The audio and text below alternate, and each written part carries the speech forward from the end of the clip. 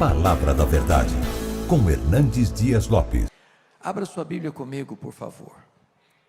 Evangelho de Cristo, conforme o relato de Marcos, capítulo 4, versos 35 a 41. Marcos 4, 35 a 41.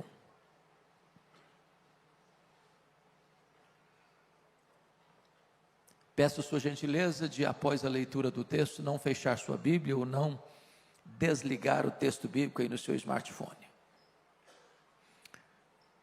Está escrito assim: naquele dia, sendo já tarde, disse-lhes Jesus: passemos para outra margem. E eles, despedindo a multidão, o levaram assim como estava no barco, e outros barcos o seguiam. Ora, levantou-se grande temporal de vento, e as ondas se arremessavam contra o barco, de modo que o mesmo já estava a encher-se de água. E Jesus estava na popa, dormindo sobre o travesseiro. Eles o despertaram e lhe disseram: Mestre, não te importa que pereçamos? E ele, despertando, repreendeu o vento e disse ao mar: acalma-te, emudece. O vento se aquietou e fez-se grande bonança. Então lhes disse: por que sois assim tímidos? Como é que não tendes fé? E eles, possuídos de grande temor, diziam uns aos outros: quem é este, que até o vento e o mar lhe obedecem? Eu quero conversar um pouco com os meus irmãos sobre o tema: não desanime, Jesus está no controle.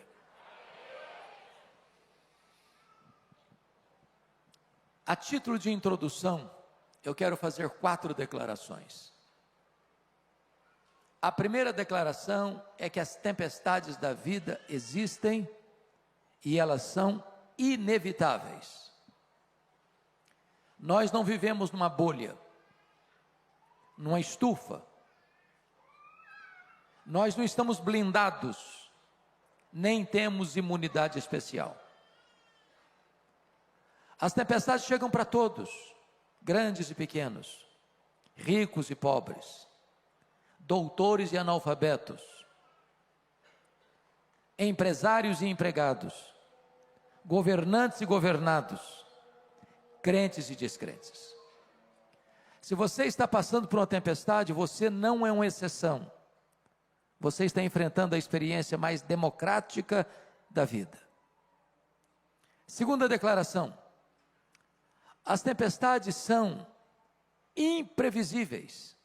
Elas chegam de súbito, sem aviso prévio, nos colhem de surpresa e às vezes põem a nossa vida de ponta cabeça. É um acidente grave, é uma doença súbita, é um divórcio doloroso, é um luto traumático, é uma rasteira do sócio da empresa, é uma frustração amorosa, é um filho que se envolveu com más companhias e acabou se capitulando às drogas, transtornando a saúde emocional da família. É uma situação que você nunca imaginou passar na vida, mas está passando. Talvez a geografia onde ocorreu esse fato, aqui lido, possa nos ajudar a entender esse ponto. Eu acho que todos vocês sabem que o chamado Mar da Galileia é o maior lago de águas doces do Oriente Médio. Esse lago tem 21 quilômetros de comprimento por 14 quilômetros de largura. Esse lago está a 220 metros abaixo do nível do mar Mediterrâneo. Esse lago está encurralado por montanhas. Do lado oriental, as montanhas de Golã, do lado ocidental, as montanhas da Galileia. No extremo norte de Israel, não muito distante dali, fica o monte mais alto da nação, o Monte Hermon, cujo cimo sempre coberto de gelo. De vez em quando acontece um fenômeno ali. Os ventos gelados descem dessa montanha, e encurralados pelos montes, batem na superfície do lago e às vezes sol a pino. Dia claro, começa uma tempestade de vento. É possível que tenha sido isso que ocorreu aqui. Eles entram no barco, não há nenhum sinal de tempestade à vista. Enquanto navegam, eu estou falando parte norte do lago, não demoraria 1 hora para navegar, a tempestade os colhe de surpresa. É assim na vida. Às vezes você sai de casa, como um dia qualquer, para ir para o trabalho, para levar seu filho na escola, e acontece um fato que pode mudar a sua história. As tempestades são imprevisíveis. A terceira declaração é que as tempestades são inadministráveis, muitas vezes. Às vezes você não tem mais controle. As rédeas fogem das suas mãos. O que é curioso é que pelo menos 4 daqueles discípulos eram pescadores, e a maioria deles havia nascido ao redor desse lago. Eles conheciam cada palmo desse lago. Ali era o local do seu ganha-pão. Já tinham enfrentado certamente outras tempestades, e certamente conseguido alcançar sucesso no enfrentamento da crise.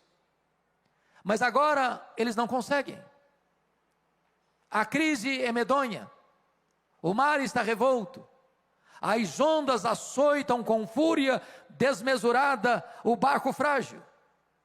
O barco está rodopiando no meio do mar. A morte está mostrando para eles a sua carranca. Eles não conseguem resolver o problema. Às vezes na vida também é assim. Situações outrora pequenas, que você conseguia administrar, resolver, não consegue mais. Quantos de nós pastores aqui já ouvimos isso? Pastor, a pessoa com quem me casei é outra pessoa. É uma pessoa estranha. Eu não compreendo mais. Eu não entendo mais. Tornou-se uma pessoa dura, cáustica, tóxica. É assim na vida, às vezes os problemas parecem insanáveis, insolúveis. As crises chegam e nós não conseguimos administrá-las. Mas a quarta verdade, a título de introdução, é consoladora. As tempestades são também pedagógicas. E isso significa que nós cremos que Deus é soberano. Nós não cremos em acaso. Nós não cremos em sorte. Nós não cremos em azar.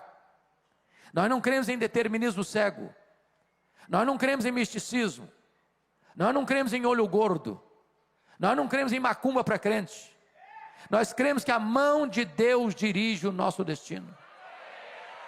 Se você está passando por uma tempestade, não é porque Deus está longe, não é porque Deus está indiferente, não é porque Deus não gosta de você, não é porque Deus foi pego de surpresa. Se você está passando por uma tempestade, é porque Deus tem um propósito nisso. As tempestades não vêm para nos destruir, vêm para tonificar as musculaturas da nossa alma. Elas não vêm para nos reprovar, elas vêm para nos provar e nos aprovar. As tempestades têm o propósito de nos colocar mais perto de Deus. Dito isto, à guisa de introdução, vamos à análise do texto. O contexto desta passagem é que Jesus passara todo aquele dia ensinando as parábolas do reino. E se você já deu aulas, pregou ou ensinou um dia inteiro, ao final do dia você está exausto. E então já era tarde quando Jesus entrou no barco com os discípulos e disse para eles: passemos para outra margem. E ele pegou um travesseiro, foi para a popa do barco, deitou e dormiu. Ele era perfeitamente homem. E enquanto Jesus dormia, e enquanto o barco deslizava pelas águas esmaltadas do lago de Genezaré, o mar da Galileia, chega a tempestade subitamente. E eu fico até imaginando Pedro dizendo para os seus colegas assim: vamos deixar o mestre descansar. Nós temos conhecimento, nós temos experiência, nós temos know-how, nós temos expertise, nós resolveremos o problema. Mas não conseguem. quando haviam já baldados todos os esforços, diante da carranca da morte, o barco enchendo-se de água, eles recorrem a Jesus, no verso 38, com uma pergunta em tom de censura: Mestre, não te importa que pereçamos? E o texto diz que Jesus se desperta, repreende o vento, repreende o mar e diz: acalma, sossega. E o mar se encolhe como uma fera amansada, o vento recolhe as recâmaras, a grande bonança. Então Jesus se volta para eles no verso 40 e pergunta: por que sois assim tímidos? Como é que não tendes fé? E eles, tomados de profunda reverência, perguntam uns para os outros: quem é este, que até o vento e o mar lhe obedecem? Se vocês perceberam comigo, este texto está regido por 3 perguntas. Verso 38, a pergunta dos discípulos a Jesus. A segunda pergunta, verso 40, é a pergunta de Jesus aos discípulos. O verso 41, a terceira pergunta, é a pergunta entre os discípulos. Ora, se o texto está regido pelas 3 perguntas, é sobre elas que vamos conversar daqui para frente. Vamos então à primeira pergunta: Mestre, não te importa que pereçamos? Esta é a sua pergunta. Esta é a minha pergunta. Esta é a nossa pergunta.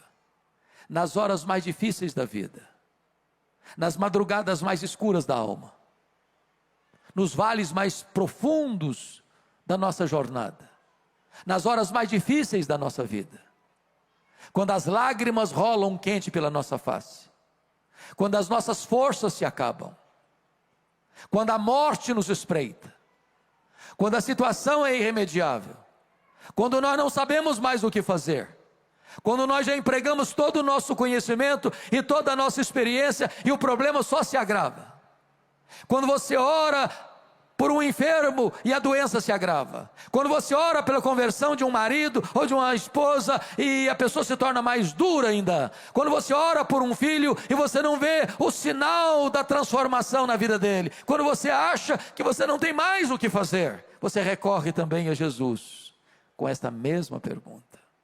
Mas esta pergunta não é uma pergunta apenas, é uma censura. O que os discípulos estão dizendo é o seguinte: o senhor não vai fazer nada? Vais continuar dormindo? Não estás percebendo o nosso perigo? Não estás vendo que a morte nos encurrala? Vais continuar assim?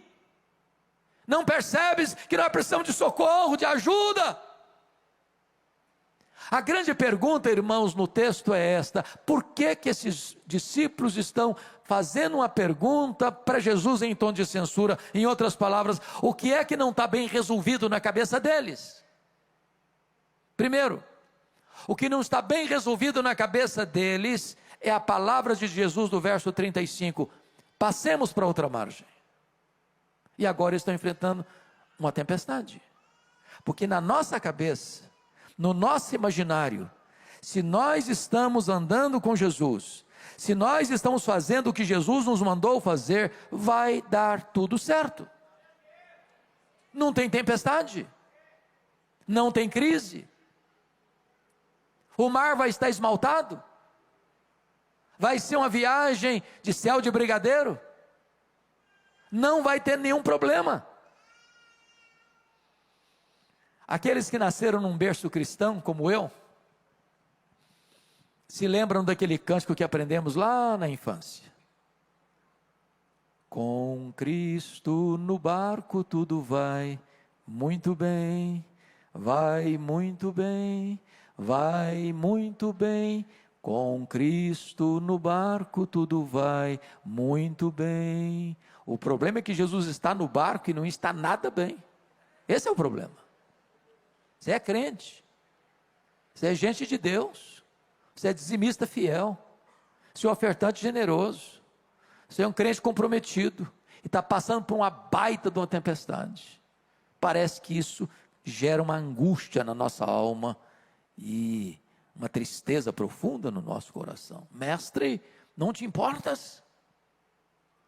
Por que eles estão fazendo essa pergunta em tom de censura? Segundo lugar, porque eles não conseguem entender ou conciliar o fato da urgente necessidade deles com a demora de Jesus.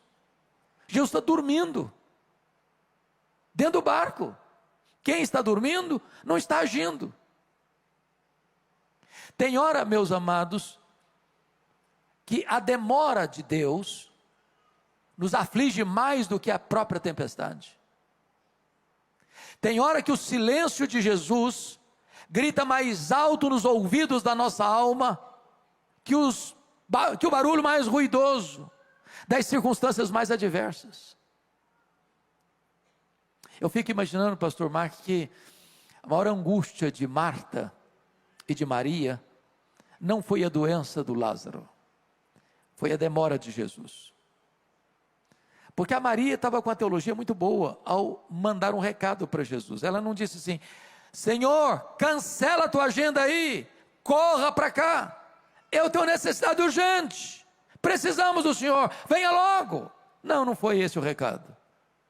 Mestre, está enfermo aquele a quem amas. Senhor, está enfermo aquele a quem amas. Não precisa falar mais nada. Quem ama tem pressa em socorrer a pessoa amada. Agora eu queria que você compreendesse comigo um ponto. Marta morava em Betânia e Jesus estava ensinando num local que era 35 quilômetros dali. Um dia de viagem, a pé.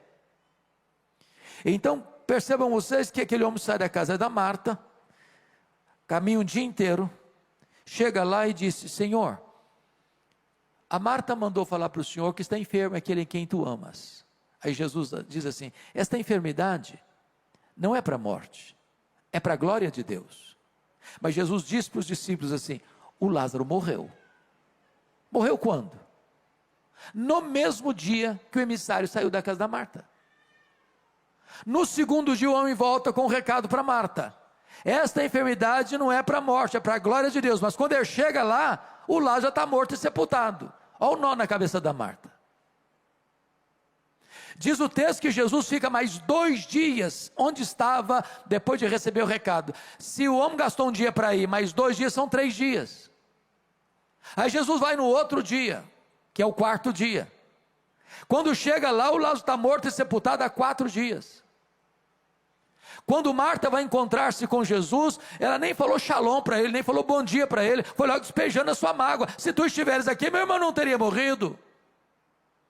Em outras palavras, o senhor chegou atrasado, agora não adianta mais.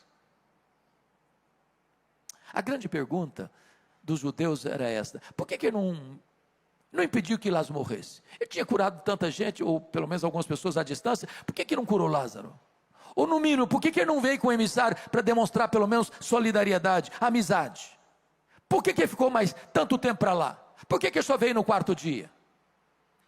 É porque havia uma crença entre os rabinos que um morto podia ser ressuscitado pela ação humana, como aconteceu com Elias e Eliseu, até o 3º dia do morto. Era a crença deles. Na crença deles, depois de 4 dias, nenhum homem poderia ser o instrumento do milagre, só o próprio Deus em pessoa podia fazer esse milagre.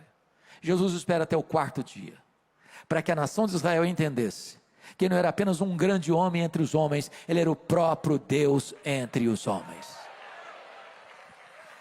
Eu quero dizer para você nesta noite, nesta tarde, que Jesus não chega atrasado. No tempo de Deus ele chega, na hora certa ele chega. Se ele parece atrasado, é porque está preparando algo maior e melhor para a nossa vida. Ele nunca desampara aqueles que nele esperam, ele trabalha para aqueles que nele confiam. Ele chega na hora certa. Então diz o texto, que diante da pergunta em tom de censura, Jesus se levanta, se desperta e diz para o mar: acalma. Diz para o vento: sossega. Eu quero dizer para você que o mar tem ouvidos, que o vento escuta a voz do Criador, que a natureza obedece à voz do Criador. Ele deu uma ordem e o universo aparece. Ele deu uma ordem e o sol para. Ele deu uma ordem e as estrelas aparecem. Ele deu uma ordem e o vento cessa. Ele deu uma ordem e o mar se acalma. Ele deu uma ordem e a enfermidade tem que ir embora. Ele deu uma ordem, os demônios têm que bater em retirada. Ele deu uma ordem e os anjos saem para obedecê-lo. A sua voz é poderosa. A sua voz despedaça os cedros do Líbano. A sua voz faz tremer o deserto. E a sua voz está ecoando aqui nesta tarde. A sua voz é poderosa. Agora, é Jesus quem pergunta, no verso de número 40, por que sois assim tímidos? Como é que não tendes fé? O que eu acho incrível é que há dois relatos de Jesus acalmando a tempestade registrados nos evangelhos. O primeiro é esse fato aqui, primeiro Jesus acalma a circunstância, para depois acalmar os discípulos. Mas na outra tempestade, quando Jesus caminha sobre as águas, vai ao encontro dos discípulos na quarta vigília da noite, primeiro Jesus acalma os discípulos. Tende bom ânimo, sou eu, não tenham medo, para depois acalmar a tempestade. E por que Jesus muda de metodologia? Porque Jesus sabe que às vezes a tempestade que nos assola está do lado de fora de nós. E Jesus sabe que tem hora que a tempestade que nos assola está dentro de nós. Tem hora que o maior perigo que enfrentamos são as circunstâncias da vida. Tem hora que o maior perigo que nós enfrentamos são os nossos sentimentos. E Jesus está aqui e sabe qual é a tempestade de fora e qual é a tempestade de dentro. E Ele está aqui hoje para acalmar a tempestade de fora e a tempestade de dentro. Ele está aqui para acalmar as circunstâncias e acalmar o seu coração. Mas Jesus então pergunta para eles assim: por que sois assim tímidos? Por que vocês estão com medo? Por que vocês não têm fé? Agora pense comigo, transporte-se para aquela data, para aquela circunstância, para aquele momento. Você estaria com medo? É um barco frágil, está à noite, o mar revolto, o barco se enchendo d'água, a morte mostrando a carranca para eles. E Jesus pergunta assim: por que vocês estão com medo? Por que vocês não têm fé? Você estaria com medo? Eu só fiz, pastor Mark, um cruzeiro de navio grande na vida. Fiz vários cruzeiros pequenos. Navio grande só fiz uma vez. E prometi a mim mesmo nunca mais fazer outro na vida. Meus irmãos, foi uma coisa horrorosa.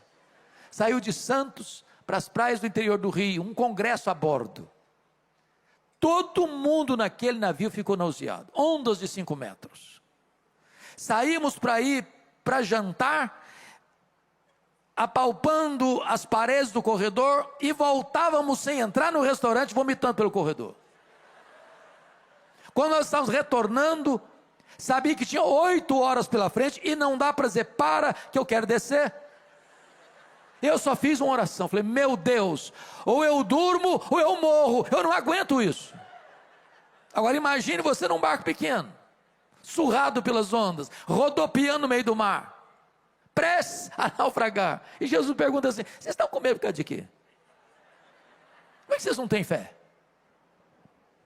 A grande pergunta é por que eles deviam ter fé e não medo. E eu vou lhes dar 4 razões por que eles deviam ter fé e não medo. Primeiro, eles deviam ter fé e não medo por causa da promessa de Jesus no verso 35: passemos para outra margem. Se Jesus disse passemos para outra margem, qual era o destino deles? A outra margem. Então, se você esquecer o sermão desta noite e lembrar-se apenas dessa frase que eu vou dizer, me sinto recompensado neste momento. E a frase é esta: promessa de Jesus e realidade são a mesma coisa. Ele é o avalista da sua própria palavra. Se Ele prometeu, Ele é fiel para cumprir. Em todas as promessas de Deus nós temos o sim e nós temos o amém. Então creia que se Ele falou, Ele vai fazer. Se Ele diz passemos para outra margem, o destino é a outra margem e não o fundo do mar. Segunda coisa, por que eles deviam ter fé e não medo? É por causa da presença de Jesus. Jesus estava dentro daquele barco. E Jesus é o Criador do céu, e Jesus é o Criador da terra, e Jesus é o Criador do mar, e Jesus é o Criador do vento, e a criatura não pode vencer o Criador tem controle sobre a criatura. Entendamos isso. Se você é crente, você pode enfrentar tempestade na vida, mas se você é crente, você nunca enfrentará naufrágio na vida. Jesus está com você. E eu quero lhe dizer que o maior antídoto contra o medo, ou o único antídoto real contra o medo, não é a força dos seus músculos tonificados. Não é o dinheiro que você tem no banco, ou nas casas, apartamentos e fazendas. O que livra você do medo não é o conhecimento que você tem, os diplomas que enfeitam as suas paredes, ou as paredes do seu escritório. O que livra você do medo não é a influência social, política, econômica que você exerce nessa cidade. O fato de você enfrentar o medo, só tem um antídoto que livra você do medo, é a certeza de que Jesus está com você em toda e qualquer situação. Ainda que eu ande pelo vale da sombra da morte, eu não temerei mal nenhum, porque tu estás comigo, a tua vara e o teu cajado me consolam. Terceiro, por que eles deviam ter fé e não medo? Por causa da paz de Jesus. Jesus estava dormindo naquele barco. E a pergunta é, Jesus sabia que a tempestade viria? Obviamente que sim. E se sabia, por que dormiu? Dormiu porque sabia que tudo estava sob controle. Então eu vou lhe dar uma definição de paz. Paz não é ausência de tempestade. Paz é a certeza que apesar da tempestade, tudo está sob controle. Não do seu controle, não do meu controle, mas do controle de Jesus. Ele não perdeu as rédeas da sua vida porque você está passando por uma crise. Ele não está impotente de mãos amarradas, porque você está enfrentando um vale sombrio. Entenda isso. O Senhor Jesus está com você. E mesmo na tempestade, você pode ter aquela paz que excede todo o entendimento. Quarto lugar. Por que eles deviam ter fé e não medo? Por causa do poder de Jesus. É curioso que Marcos cuidadosamente reúne ao redor desta passagem outros fatos que retratam o poder de Jesus. Se não vejamos, aqui ele tem poder sobre a natureza. Ele controla o céu, ele controla a terra, ele controla o mar, ele controla o vento, ele controla a natureza, ele tem controle sobre toda a criação. Mas notem comigo, depois dessa tempestade, é de noite, e ele desembarca do lado oriental do lago, da região que nós chamamos de Decápolis. Eram 10 cidades gentílicas. Aqui ficava a cidade de Gadara, e nessa região que nós chamamos hoje de montanha de Golã, quando eles chegam tem um despenhadeiro, e no despenhadeiro tem um cemitério, e tudo que você espera não ver de noite dentro de um cemitério é gente viva. E lá tem um homem vivo, nu, violento, gritando de noite e de dia entre os sepulcros, tomado por uma legião de demônios, 6.000 demônios. Legião é a corporação romana de 6.000 soldados, a mais temida máquina de guerra do Império Romano. Por onde passava uma legião, tudo destruía, tudo devastava. Tem dentro de um único homem 6.000 demônios. Aquele homem é foragido da lei, as algemas não podem prendê-lo mais. Aquele homem é enjeitado da família, aquele homem é um pária da sociedade, aquele homem não tem mais espaço entre os vivos, por isso mora entre os mortos. Mas no reino de Deus não tem lata de lixo. No reino de Deus não tem gente descartável.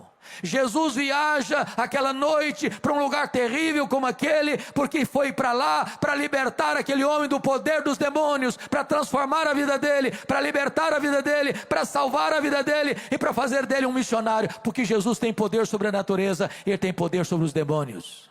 Ele manda no céu, ele manda na terra e ele manda no inferno. Louvado seja o seu nome. Mas quando Jesus retorna para Cafarnaum, à beira do lago, onde ele adotou como sua cidade, quartel-general do seu ministério, tinha uma multidão esperando por Jesus. E no meio dessa multidão tem uma mulher doente, há 12 anos sofrendo com hemorragia crônica, que já havia despendido todos os seus recursos e não conseguiu lograr qualquer êxito no tratamento. E essa mulher pensou: se eu apenas tocar a orla das vestes de Jesus, eu ficarei livre do meu mal. Essa mulher é anônima, ela é incógnita e precisa ser, porque ela é impura, cerimonialmente falando. Ela não pode frequentar o templo, ela não pode frequentar a sinagoga, ela não pode ir nas festas. Em quem ela tocar, a pessoa fica impura. Ela se esgueira no meio da multidão, pensando: se eu apenas tocar na orla das vestes de Jesus, eu ficarei livre do meu mal. E agora notem, que em vez do impuro tocar o puro, e o puro ficar impuro, o impuro toca o puro, e o puro purifica o impuro, e a mulher fica curada. A hemorragia é estancada. O milagre acontece, sabe por quê? Porque Jesus tem poder sobre a natureza, Jesus tem poder sobre os demônios, e Jesus tem poder sobre as enfermidades. A última palavra não é da ciência, a última palavra não é da medicina, a última palavra é do Senhor Jesus. Mas tem também nessa multidão um homem muito aflito, é Jairo, o chefe da sinagoga de Cafarnaum, talvez o homem mais conhecido. O chefe da sinagoga, irmãos, tinha uma função tão importante. Eu dirigia a sinagoga. A sinagoga, durante a semana, era um local de reuniões, de decisões importantes da sociedade, da cidade. No sábado era um lugar de estudar a lei. O problema é que essas alturas, Jesus já não era mais uma pessoa benquista na sinagoga de Cafarnaum. Se você ler Marcos capítulo 3, episódio que precede este, Jesus num sábado estava nessa sinagoga e viu lá atrás um homem com a mão seca, a mão direita seca, mirrada, e Jesus diz para o homem assim: fica de pé. Jesus diz para o homem assim: vem para o meio. Jesus diz para o homem assim: estenda a tua mão, e um milagre aconteceu. E lá estavam os escribas, lá estavam os fariseus, e eles saíram dessa sinagoga para se unir aos arqui-inimigos deles, com os herodianos, para matarem Jesus. Jairo sabia que ir a Jesus era ficar numa situação de muito desconforto com a liderança espiritual de Israel, mas ele é um pai, e ele tem uma causa urgente. A sua única filha de 12 anos está morrendo. E ele chega para Jesus no meio dessa multidão e diz: Senhor, vamos comigo na minha casa, para o Senhor impor as mãos sobre a minha filha, para ela ficar curada. E Jesus: vamos, Jairo. E Jesus começa a caminhar com Jairo para a casa dele, quando surge o episódio da mulher hemorrágica. E Jesus diz assim, e para, e diz: alguém me tocou. Os discípulos, regidos por uma lógica irretocável, dizem: mas Senhor, está todo mundo te empurrando, está todo mundo te encostando, não faz sentido a tua pergunta, alguém me tocou, está todo mundo te tocando. E Jesus: não, alguém me tocou, porque senti que de mim saiu o poder. Tem muita gente que encosta em Jesus, mas poucas pessoas tocam em Jesus pela fé.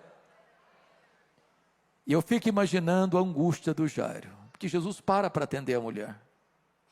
E eu imagino já dizendo: Jesus, vamos embora, vamos logo, Senhor, vamos logo, eu tenho urgência, Jesus, vão comigo, o Senhor já resolveu o problema dessa mulher, vão comigo. E enquanto Jesus está ali atendendo a mulher, chega alguém da casa do Jairo e diz: não incomodes mais o mestre, não, a tua filha acabou de morrer. Eu acho que o mundo desabou na cabeça do Jairo, e Jesus olha para ele com ternura e diz: não temas, Jairo, crê somente.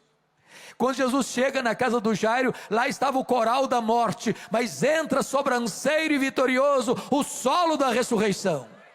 E Jesus entra no quarto da menina e fala na língua materna dela, o aramaico, naquela linguagem que uma mãe diz para a menina adolescente que tem dificuldade de levantar de manhã para ir para a escola: Talita cumi, menina, está na hora de despertar, está na hora de levantar. E a morte solta as garras da menina e ela ressuscita, porque Jesus tem poder sobre a natureza, Jesus tem poder sobre os demônios, Jesus tem poder sobre as enfermidades, e Jesus tem poder sobre a morte. Ele mesmo entrou nas entranhas da morte, arrancou o grilhão da morte, matou a morte e ressuscitou, inaugurando a imortalidade. Ele é a ressurreição e a vida, e se você crer nele nesta noite, você nunca morrerá eternamente, mas passou da morte para a vida. Mas agora, vem a terceira pergunta do texto, verso 41, é a pergunta agora entre os discípulos. Eles estão tomados de muito espanto, eles estão olhando uns para os outros, todos molhados, porque o barco está se enchendo d'água, e pergunta assim: quem é este, que até o vento e o mar lhe obedecem? Que pergunta emblemática. E você e eu poderíamos responder esta pergunta nesta noite. Este é aquele que com o Pai e o Espírito Santo, nos refólhios da eternidade, antes da criação do mundo, entrou num plano eterno, que não pode ser frustrado, incluindo a sua, a minha, a nossa vida, a Family Church, antes da fundação do mundo. Este é aquele que criou todas as coisas, porque a Bíblia diz que todas as coisas foram criadas por Ele, e sem Ele nada do que foi feito se fez. Quem é este? Este é aquele que sustenta todas as coisas pela palavra do seu poder. Quem é este? Este é a semente da mulher que nasceu para esmagar a cabeça da serpente. Quem é este? Este é o descendente de Abraão, em quem todas as famílias da terra são abençoadas. Quem é este? Este é o Cordeiro da Páscoa, cujo sangue vertido, colocado no batente das portas, livrou os primogênitos de Israel da morte no Egito. Quem é este? Este é aquele que é representado pela coluna de nuvem que guiava o povo de dia, pela coluna de fogo que guiava o povo de noite. Quem é este? Este é aquele que é simbolizado pelo maná que caía do céu, pela água que brotava da rocha. Quem é este? Este é aquele que é representado pelo tabernáculo. Este é aquele que é representado pela arca da aliança. Este é aquele que é representado por aquilo que estava dentro da arca, as tábuas da lei, o vaso com maná, a vara seca de Arão que floresceu. Quem é este? Este é aquele que é representado pelo templo, este é aquele que é representado pelas festas, este é aquele que é representado pelos sacrifícios, este é aquele que é representado pelo sábado. Tudo era sombra dele, ele é a realidade. Quem é este? Este é a estrela da manhã, este é o sol da justiça, este é o maravilhoso conselheiro, este é o Deus forte, este é o Pai da eternidade, este é o príncipe da paz. Quem é este? Este é o verbo que se fez carne e habitou entre nós. Este é o Cordeiro de Deus que tira o pecado do mundo. Este é o Cordeiro que foi morto, mas está vivo pelos séculos dos séculos e tem a chave da morte e do inferno. Quem é este? Este é o Alfa, este é o Ômega, este é o princípio, este é o fim, este é o Rei dos reis, este é o Senhor dos senhores. Quem é este? Este é o fundamento da igreja, este é o dono da igreja, este é o edificador da igreja, este é o protetor da igreja. Quem é este? Este é aquele que andou por toda parte fazendo o bem, libertando os oprimidos do diabo. Os cegos viram, os surdos ouviram, os mudos falaram, os coxos andaram, os leprosos foram purificados, os mortos ressuscitaram. Quem é este? Este é o grande, é o sol, este é o pão da vida, este é a luz do mundo, este é a porta das ovelhas, este é o bom pastor, este é a ressurreição e a vida, este é o caminho e a verdade e a vida, este é a videira verdadeira. Quem é este? Este é aquele que, sendo Deus, não julgou como usurpação o ser igual a Deus, antes a si mesmo se esvaziou, assumindo a forma de servo, e humilhou-se até a morte, e morte de cruz, pelo que o Pai o exaltou sobremaneira. Ele deu o nome que está acima de todo nome, para que ao nome de Jesus se dobre todo o joelho, nos céus, na terra e debaixo da terra, e toda língua confesse que Jesus Cristo é o Senhor, para a glória de Deus Pai. Quem é este? Este é o amado da nossa alma, este é a nossa alegria, este é a nossa paz, este é a nossa justiça, este é a nossa herança. Quem é este? Este é aquele que por amor de nós sangrou no Getsemane, este é aquele que por amor de nós foi cuspido e esbordoado no sinédrio judaico, este é aquele que por amor de nós foi vilipendiado e espancado no pretório romano, este é aquele que por amor de nós caminhou pelas ruas de Jerusalém, debaixo de um lenho maldito, debaixo da maldição do pecado que era nosso. Este é aquele que por amor de nós morreu na cruz pelos nossos pecados, foi sepultado, mas ressuscitou para a nossa justificação. Quem é este? Este é aquele que voltou para o céu, este é aquele que derramou o Espírito Santo sobre a igreja, este é aquele que está sentado no trono, este é o nosso grande sumo sacerdote, este é o advogado justo, este é aquele que levanta reis e depõe reis, este é aquele que dá vida e aquele que tira a vida, é aquele que exalta, é aquele que humilha, é aquele que põe no trono, é aquele que faz apiar do trono. Quem é este? Este é aquele que vai voltar para buscar a sua igreja, vai voltar pessoalmente, vai voltar visivelmente, vai voltar repentinamente, vai voltar inesperadamente, vai voltar inescapavelmente, vai voltar gloriosamente. Quem é este? Este é o juiz de vivos e de mortos. Este é aquele que vai se sentar no trono e vai separar uns para a sua direita, outros para a sua esquerda. Vai dizer para uns: apartai-vos de mim, malditos, para o fogo eterno preparado para o diabo e seus anjos. Mas vai dizer para as suas ovelhas: vinde, benditos de meu Pai, entrem na posse do reino que vos está preparado desde a fundação do mundo. Quem é este? Este é a lâmpada do céu. Este é aquele a quem vamos servir, a quem vamos glorificar, com quem vamos reinar. Este é aquele que é a nossa alegria, é a razão da nossa vida, é o amado da nossa alma, aquele que está dizendo para você nesta noite: você não precisa ter medo, você precisa ter fé.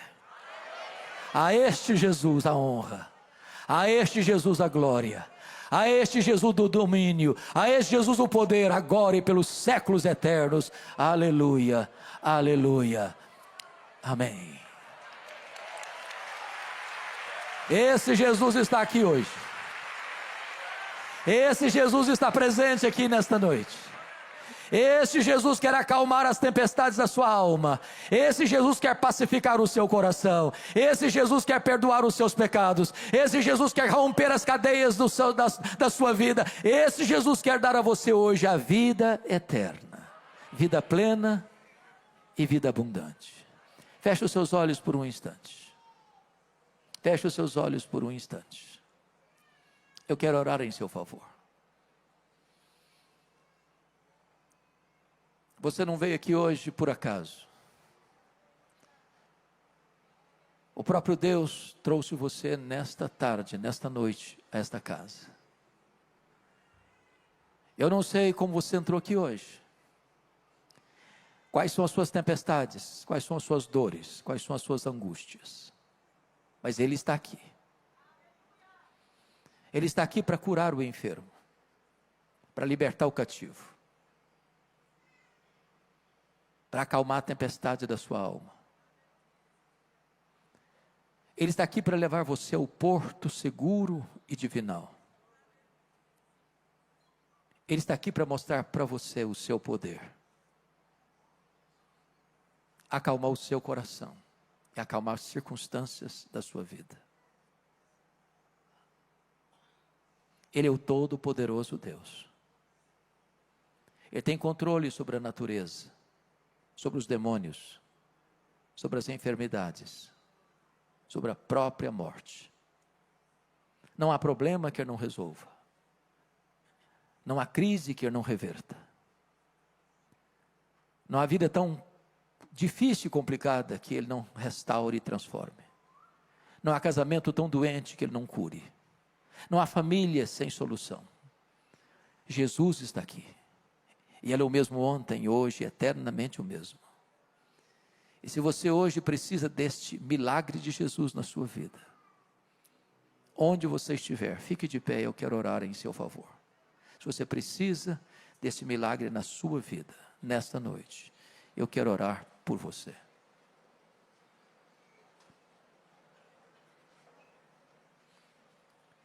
Deus, aqui está o teu povo, aqui está a tua igreja. Aqui estão tuas ovelhas. Pessoas pelas quais Jesus morreu e verteu o seu sangue. Aqui estão aqueles que passam também por lutas, por dissabores, por crises, por tempestades. Meu Deus, tem muitas tempestades que nós não sabemos mais o que fazer. Os nossos esforços já foram todos empregados e não conseguimos ver nenhuma saída.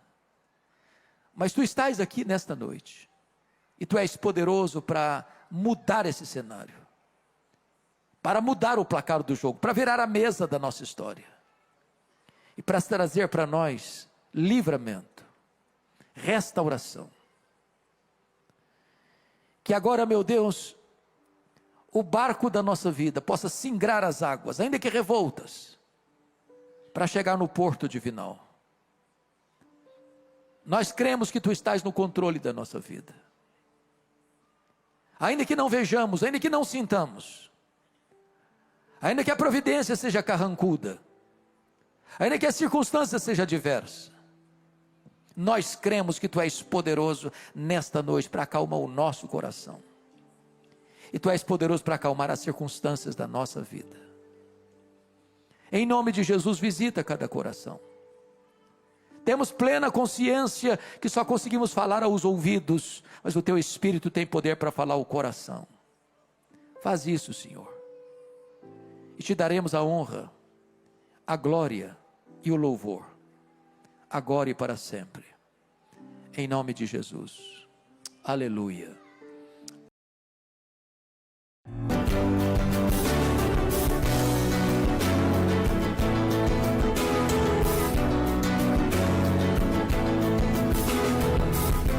Palavra da Verdade, com Hernandes Dias Lopes.